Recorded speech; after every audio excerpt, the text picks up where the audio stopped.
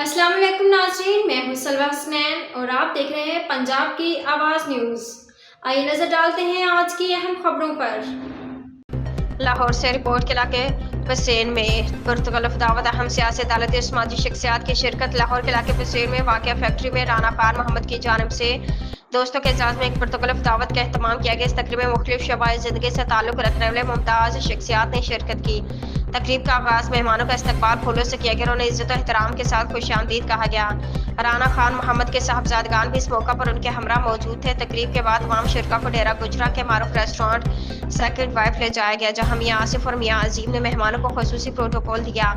खाने का मुकम्मल इंतजाम राना खान मोहम्मद की जानिब से किया गया था, जिससे तमाम मेहमानों ने खूब लुत्फ उठाया। अमेरिका से हाल ही में वतन वापस आने वाले एक मोअज़्ज़िज़ मेहमान ने भी पाकिस्तानी खानों को सराहते हुए कहा कि उनका जायका दिल में उतर जाता है।